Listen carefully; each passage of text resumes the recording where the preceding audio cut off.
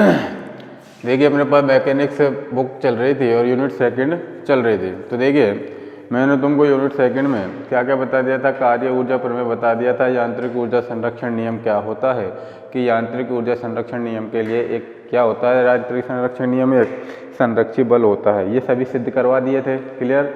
एक बताया था कि भाई संरक्षी बल का कर्ल क्या होता है, शून्य होता है, ये भी सिद्ध करवा दिया था।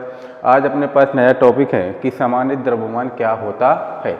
क्या बताए कि समानित द्रव्यमान क्या होता है कि देखिए जब भी कोई कणों की आपेक्षिक गति होती है, कौन सी गति होती है, जब भी कणों की किसी भी निकाय में आपेक्षिक गति होती है तो उस आपेक्षिक गति के कारण जो द्रव्यमान होता है वो ही क्या कहलाता है, उस कण का समानित द्रव्यमान कहलाता है, क्लियर।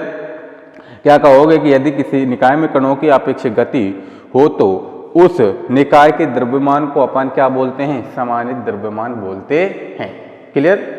किसमें, निकाय में। कौन सी गति, आपेक्षिक गति। और आपेक्षिक गति होगी तो उस निकाय का जो द्रव्यमान होगा वो कौन सा द्रव्यमान कहलाता है, समानित द्रव्यमान कहलाता है। जैसे अपन ने मान लिया कि दो कण ले लिए, उनके द्रव्यमान अपन ने क्या क्या मान लिया, m1 और m2, क्लियर। अगर मैं बोल देता हूं कि m1 के कारण m2 पर लगने वाला बल क्या होगा, भाई m1 के कारण m2 पर लगने वाला बल किससे डिनोट करते हैं अपन, F12 से। किससे करते हैं, F12 से। और m2 के कारण m1 पर लगने वाला बल क्या कैसा होता है, F21 होता है। क्या होता है, F21, क्लियर। तो क्या बोलोगे कि समानित द्रव्यमान क्या होता है कि किसी भी कण की किसी भी निकाय में जो आपेक्षिक गति होती है उस गति के कारण जो निकाय का जो कुल द्रव्यमान होता है वो क्या कहलाता है, समानित द्रव्यमान कहलाता है। कि माना दो कणों के द्रव्यमान m1 m2 मान लिए और m1 के कारण m2 पर लगने वाला बल क्या होता था, F12, और m2 पर लगने वाला का बल कौन सा हो जाता है, F21, क्लियर। इसको अपन आप देखेंगे। तो हेडिंग डालिए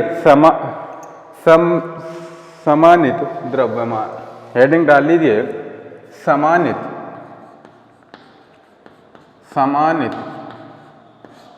द्रव्यमान, समानित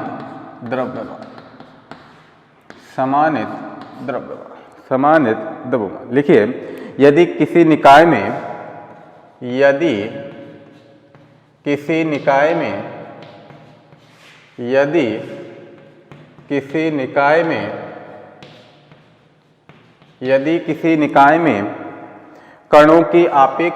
कणों की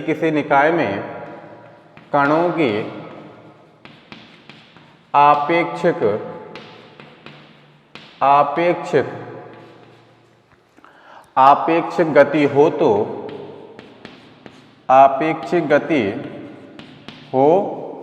यदि किसी निकाय में कणों की आपेक्षिक गति हो तो उस निकाय के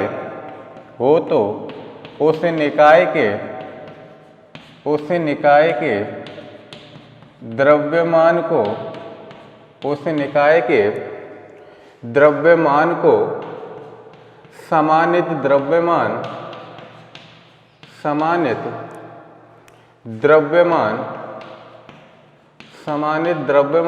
कहते हैं।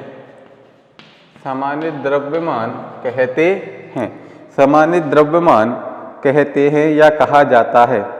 जैसे सौर मंडल में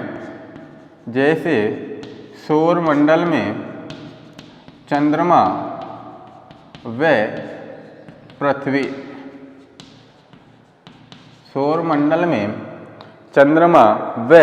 पृथ्वी, क्लियर, तथा परमाणु में इलेक्ट्रॉन तथा प्रोटॉन आदि।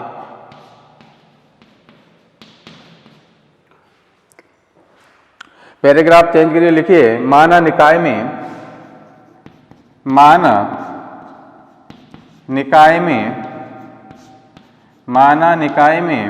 m1 व m2 द्रव्यमान के कण उपस्थित हैं। द्रव्यमान के कण उपस्थित हैं जिसका मूल बिंदु के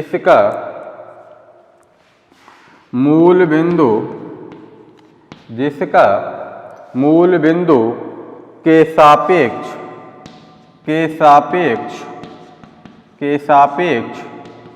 स्थिति सदिश क्या हो जाएंगे, m1 और m2 के कारण स्थिति सदिश क्या हो जाएंगे, सदिश r1 व सदिश r2। स्थिति सदिश r1 व सदिश r2 है।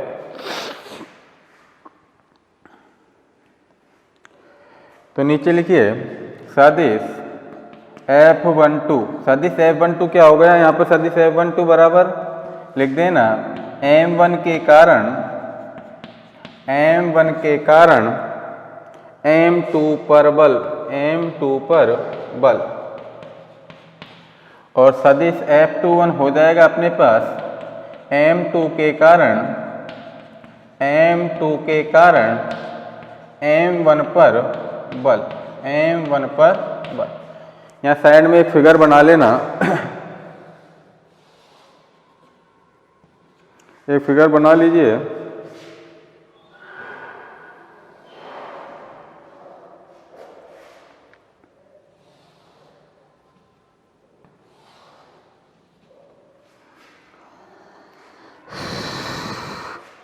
देखिए सदिश R12 के सापेक्ष कौन सा बल कार्य करता है, सदिश F12।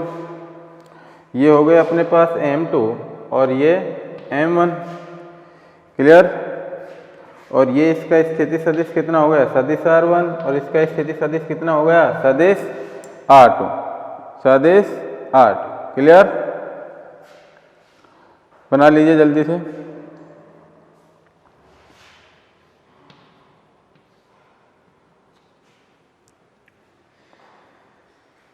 और ये इस पे अपने पास कौन सा बल कार्य करता है, सदिश R21 और सदिश F21। बना लीजिए जल्दी से। और इनका मूल बिंदु क्या हो गया, O।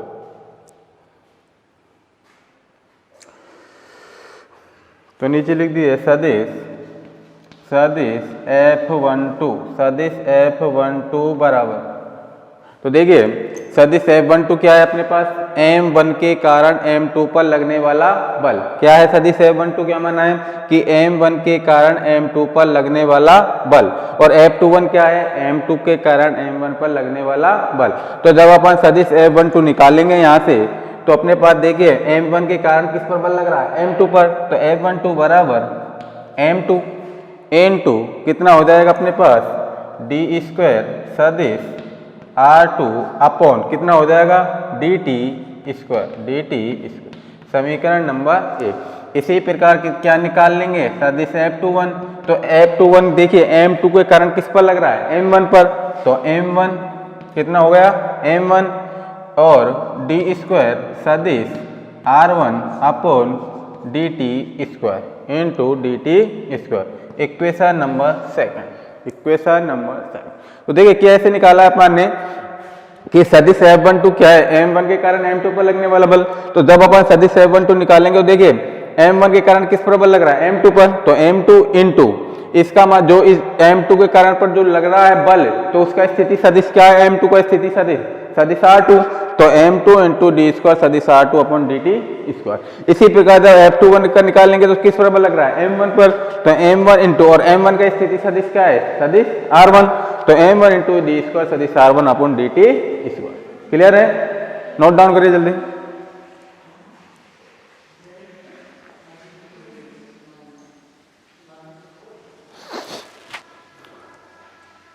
तो नीचे लिख दीजिए यहां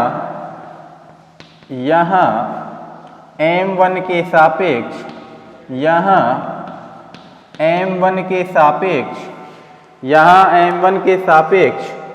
m2 का स्थिति सदिश कितना हो जाएगा, सदिश R12 है।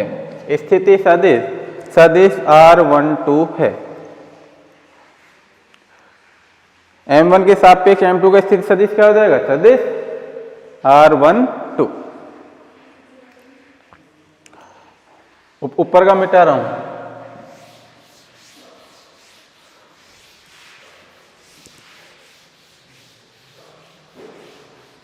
तो अपने पास कितना आ जाएगा जब अपन सदिश R12 निकालेंगे?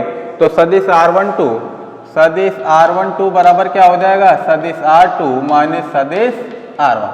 कितना हो जाएगा? सदिश R2 माइनस सदिश R1। इसका इक्वेशन नंबर 3। तो नीचे लिखिए समीकरण 3 का t के सापेक्ष समीकरण 3 का t के सापेक्ष दो बार अवकलन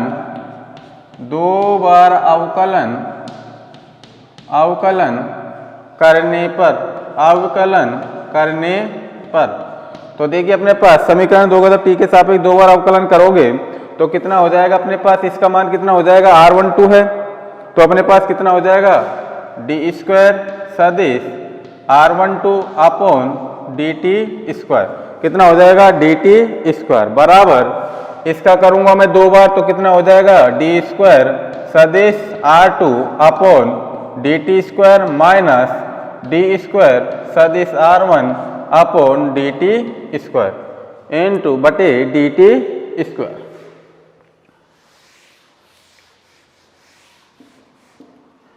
तो अपने पास कितना आ जाएगा? देखिए d स्क्वायर सदिश R12 अपॉन dt स्क्वायर बराबर कितना आ जाएगा बताइए? देखिए सदिश R2 तो d स्क्वायर सदिश R2 अपॉन dt स्क्वायर किसका मान था अपने पास? अरे M1 के कारण M2 पर लगने वाला बल कितना था अपने पास? भाई यही तो था अपने पास कि M2 कितना था? M2 d स्क्वायर सदिश R2 अपॉन dt स्क्वायर। यही तो था किसके कारण? कि M1 के कारण M2 पर लगने वाला बल। M1 के कारण M2 पर लगने वाला बल। तो देखिए d स्क्वायर सदिश R2 अपॉन dt स्क्वायर बन रहा है नहीं बन रहा है? ये पद बन रहा है। तो यहां से देखिए M2 रह गया, क्या रह गया? F2 और इसके इक्वल टू में कितना था अपने पास? सदिश F12। जब मैं यहां से d स्क्वायर सदिश R2 अपॉन dt स्क्वायर का मान निकालूंगा तो कितना आ जाएगा? सदिश F12 अपॉन M2। कितना आ जाएगा? सदिश F12 अपॉन M2।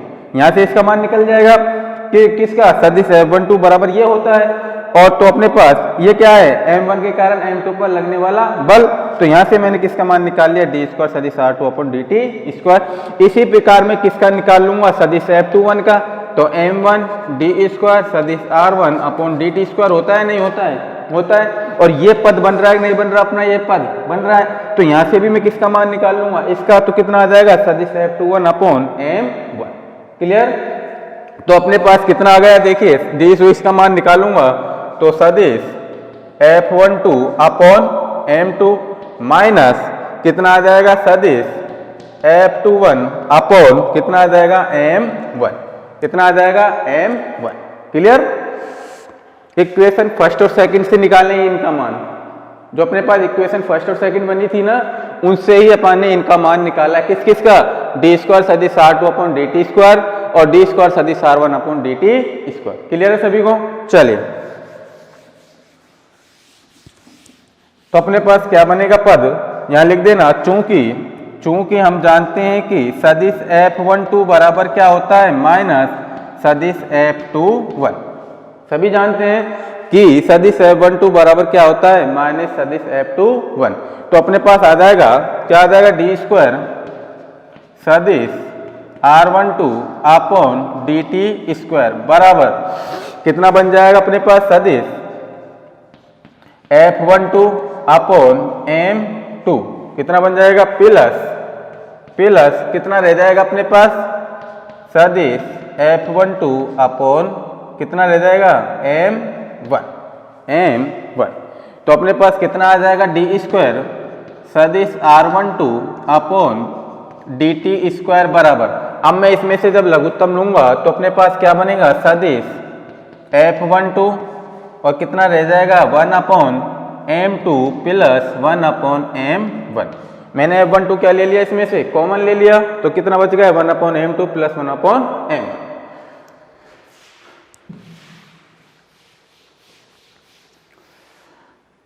तो अपने पास अगला पद बनेगा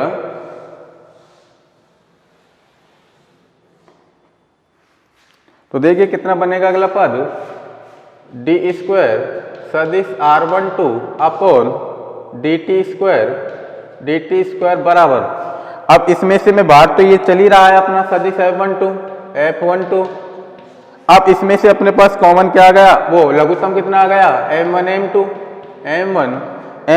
तो कितना रह गया m1 प्लस m2। तो अपने पास सदिश, अब यहां से मैं किसका मान निकाल लूं, सदिश F12 का। हम जानते हैं कि सदिश F12 बराबर म्यू डी स्क्वायर सदिश R1 अपॉन dt स्क्वायर। सदिश F12 बराबर म्यू डी स्क्वायर सदिश R1 अपॉन डी स्क्वायर लिख लेना, जहां म्यू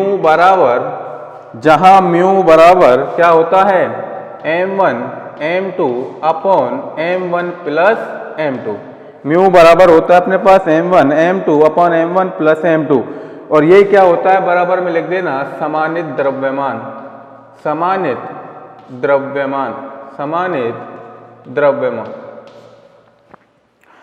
तो नीचे लिख दीजिए समानित द्रव्यमान का मान, समानित द्रव्यमान का मान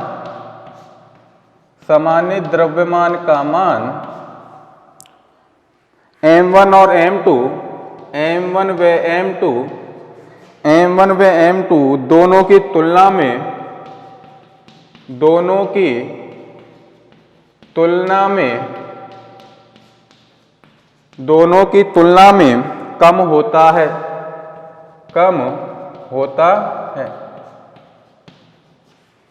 कम होता है। क्लियर? भाई सामान्य द्रव्यमान मैंने क्या बताया कि भाई किसी भी जो भी निकाय है उस कण में जो कौन सी गति करती है, आपेक्षिक गति, और आपेक्षिक गति के कारण उस पर क्या वो जो अपने पास द्रव्यमान आता है उसी द्रव्यमान को अपन क्या बोलते हैं, सामान्य द्रव्यमान बोलते हैं। और दो कणों के द्रव्यमान अपन ने क्या मान लिए, m1 m2, तथा मूल बिंदु के सापेक्ष उनके स्थिति सदिश क्या माने, m1 के सापेक्ष क्या मान लिया सदिश r1, और m2 के सापेक्ष अपन ने क्या मान लिया सदिश r2। क्लियर है? यहाँ m1 के सापेक्ष जो अपन ने बल निकाला है वो क्या निकाला है, सदिश F12, और दूसरा बल क्या निकाला है, सदिश F21। और सदिश F12 क्या होता है, m1 के कारण m2 पर लगने वाला बल, और F21 क्या होता है कि m2 के कारण m1 पर लगने वाला बल। क्लियर? उन दोनों के मान अपन हम जानते हैं कि m1 के सापेक्ष m2 के जो स्थिति सदिश होता है वो कितना होता है, सदिश r12, और अपन ने वहां से सदिश r12 निकाल लिया, तो सदिश r12 बराबर कितना हो गया था, सदिश r2 माइनस सदिश r। क्लियर? अब इस समय जो अपने पास जो समीकरण आया था उसका क्या कर लिया, t के सापेक्ष 2 बार अवकलन कर लिया। 2 बार अवकलन करने के पश्चात अपन ने ये इनका मान क्या आया, समीकरण 1 और 2 में आया है, इन दोनों का मान आया है, तो डी स्क्वायर सदिश r2 अपन dt स्क्वायर का मान जो समीकरण 1 से निकाल लिया, और डी स्क्वायर सदिश r1 अपन dt स्क्वायर का मान अपन ने समीकरण 2 से निकाल लिया। तो समीकरण 1 से निकालने के पश्चात क्या बना अपने पास, सदिश F12 अपॉन m2, और समीकरण 2 से जब निकालेंगे तो इसका मान क्या बनेगा, सदिश F21 अपॉन m1। लेकिन हम जानते हैं कि सदिश F12 बराबर क्या होता है, मान्य सदिश F21, तो मैंने सदिश F21 के स्थान पर क्या रख लिया, F12, तो ये कितने बन गए, 2 बन गए, तो F12 मैंने क्या ले लिया, कॉमन ले लिया, इसमें से क्या बच गया 1 अपॉन m2, और इसमें से क्या बच गया 1 अपॉन m1। क्लियर? अब इनमें से मैंने दोनों में से क्या ले लिया, लघुत्तम ले लिया। लघुत्तम कितना आया, m1 m2, तो अपने पास क्या बचा इसमें से m1, इसमें क्या बचा m2, तो F12 into m1 plus m2 upon m1 m2। लेकिन हम जानते हैं कि म्यू बराबर क्या होता है, m1 m2 upon m1 plus m2, तो हम कह देंगे कि जो सामान्य द्रव्यमान होता है वो m1 व m2 की तुलना में क्या होता है, कम होता है। क्लियर सभी को? चल अगला हेडिंग डालिए, देखिए इसमें स्थिति आती है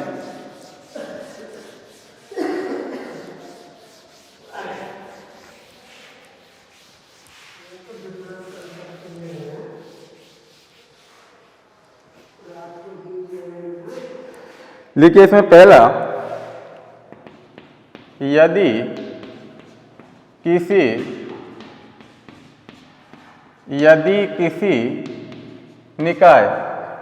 किसी निकाय में दो कण, यदि किसी निकाय में दो कण और दोनों का द्रव्यमान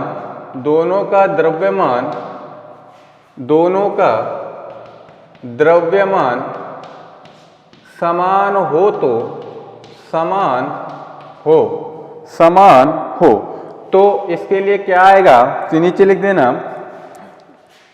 ये तो होती है अपने पास सामान्य द्रव्यमान की स्थिति नंबर फर्स्ट। क्या कह रहा है स्थिति फर्स्ट, कि यदि किसी निकाय में दो कण और दोनों का द्रव्यमान क्या हो, समान, तो उस स्थिति में अपने पास म्यू बराबर क्या आएगा, देखिए यदि स्मॉल m1 बराबर क्या है, स्मॉल m2, और इसको मैंने किसके बराबर मान लिया, कैपिटल M हो तो अपने पास, तो देखिए जहां म्यू बराबर क्या निकाला था, m1 m2 upon m1 plus m2, क्या होता है म्यू बराबर m1 प्लस m2 अपॉन वो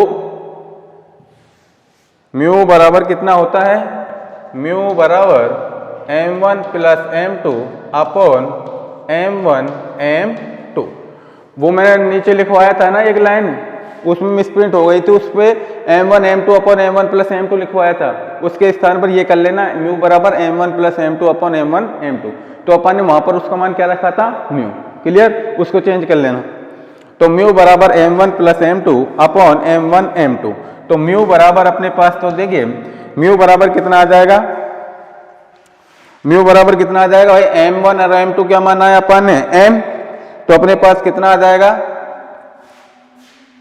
m1 प्लस m2, m1 बराबर m2 बराबर कितना माना है, कैपिटल M, तो अपने पास कितना आ जाएगा, इसका मान मैं रखूंगा तो ये अपने पास कितना बन जाएगा, m स्क्वायर अपॉन 2m, क्या हो जाएगा ये m1 m2 upon m1 plus m2। तो मैं इसके स्थान पर इसको रखूंगा तो कितना हो जाएगा ये m स्क्वायर अपॉन ये कितना हो जाएगा m प्लस m, वो जो गति रहने देना, ये सही है मान, म्यू बराबर का मान, ठीक है, वो उसको जो गति रह देना, वो सही लिखा है। तो अपने पास म्यू बराबर कितना आ जाएगा, m स्क्वायर कितना आ जाएगा, capital m square upon 2m। तो म्यू बराबर अपने पास एक m से ये m कट गया तो कितना रहेगा यहाँ m/2। तो नीचे लिख देना कि इस अवस्था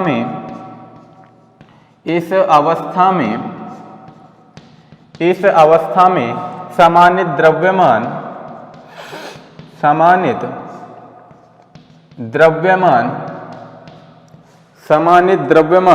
एक कण के द्रव्यमान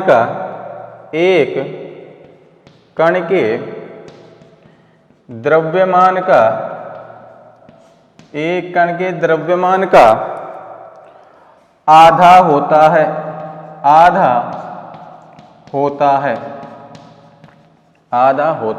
वो म्यू बराबर m1 m2 अपन m1 प्लस m2 लिखाया था ना वो लास्ट में, वो सही है, उसको जो गति रहने देना, उसको मत काटना, क्लियर। तो म्यू बराबर अपने पास क्या दे रखा, देखिए यदि किसी निकाय में दो कण और दोनों द्रव्यमान क्या हो, समान, तो उस स्थिति में अपन ने माना है कि m1 बराबर m2 बराबर किसके है, कैपिटल M के। लेकिन हम जानते हैं कि म्यू बराबर क्या होता है, m1 m2 upon m1 plus m2। तो म्यू बराबर m1 m2 के मान क्या माना है m, तो ये कितना होगा m into m, m square upon m plus m कितना होगा 2m, एक m से एक m कट गया, कितना रहेगा म्यू बराबर m/2। तो हम कह सकते हैं कि जब किसी निकाय में दो कण और दोनों का द्रव्यमान समान हो तो सामान्य द्रव्यमान एक कण के द्रव्यमान का क्या होता है, आधा होता है। क्लियर सभी को, चलिए नोट डाउन कर लीजिए जल्दी से।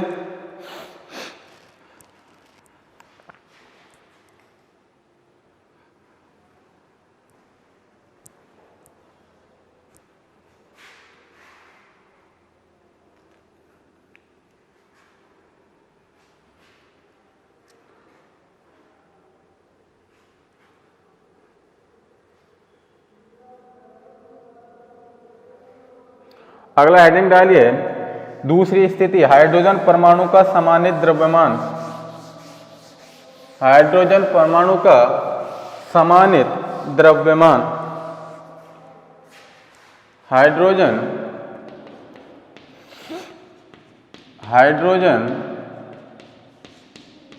परमाणु का, हाइड्रोजन परमाणु का समानित द्रव्यमान, समानित द्रव्यमान, हाइड्रोजन परमाणु का समानित द्रव्यमान। तो नीचे लिखिए हाइड्रोजन परमाणु में, हाइड्रोजन परमाणु में, हाइड्रोजन परमाणु में एक इलेक्ट्रॉन व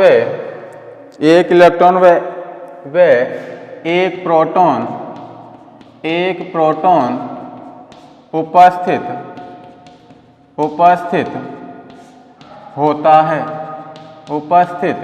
होता है। तो नीचे लिखिए, तो अपने पास, तो देखिए m1 का मान किसके बराबर आ जाएगा, m1 बराबर क्या हो जाएगा me, और m2 का मान किसके बराबर हो जाएगा mp के। क्लियर, क्योंकि m1 कितना लिया है अपन ने हाइड्रोजन परमाणु में, एक इलेक्ट्रॉन लिया है, तो m1 का मान कितना हो जाएगा me के बराबर, और जो अपने पास दूसरा कण है जो उसका द्रव्यमान m2 है उसका कितना हो जाएगा प्रोटॉन mp। क्योंकि हाइड्रोजन परमाणु को क्या निकाल रहे हैं समानित द्रव्यमान, लेकिन हम जानते हैं कि हाइड्रोजन परमाणु में एक इलेक्ट्रॉन का क्या होता है, एक प्रोटॉन उपस्थित होता है, इसलिए m1 बराबर me और m2 बराबर mp। तो आगे लिख देना बराबर, ये तो क्या होता है इलेक्ट्रॉन का द्रव्यमान, और ये होता है प्रोटॉन का द्रव्यमान, प्रोटॉन का द्रव्यमान। क्लियर, तो अपने पास म्यू बराबर क्या आ जाएगा, म्यू हम जानते हैं क्या होता है m1 m2 अपॉन m1, यहाँ लिख देना, चूंकि म्यू बराबर क्या होता है m1 m2 m1 plus m2, तो म्यू बराबर कितना आ जाएगा बताइए me mp अपॉन कितना आ जाएगा me plus mp, me plus mp। Clear, तो म्यू बराबर कितना आ जाएगा अपने पास बताइए, तो अपने पास कितना आ जाएगा, जैसे मैं mp को इसमें से बाहर निकाल लेता हूं तो ऊपर वाला पद अपने पास me mp बनेगा, और अब मैं इसमें से क्या बाहर निकाल लूं mp, तो mp मैंने बाहर निकाल लिया तो क्या बन गया अपने पास, कितना बच गया mp मैंने बाहर निकाल लिया तो अपने पास 1 प्लस me अपॉन mp, ये बच गया। तो अपने पास ये mp से mp कैंसिल हो गया, तो अपने पास कितना बच गया म्यू बराबर me अपॉन कितना बच गया 1 plus me upon mp, me plus me upon mp। तो मैं अब इसको क्या करूं, इसमें से me बच गया, तो म्यू बराबर me इंटू कितना बच गया अपने पास, इसको मैं ऊपर लेके जाऊंगा तो 1 प्लस me अपॉन mp के पावर वो क्या हो जाएगा ये इनवर्स, क्योंकि मैं इसको ऊपर लेके जाऊंगा तो इनवर्स में चला जाएगा। तो अपने पास कितना बच गया म्यू बराबर me इंटू में कितना बच गया 1 माइनस me अपॉन mp। तो अपने पास कितना आ गया म्यू बराबर कितना रह जाएगा अपने पास म्यू लगभग me, और इसका मान लगभग मान आता है अपने पास 9.1045 इंटू 10 की पावर -31 किलोग्राम।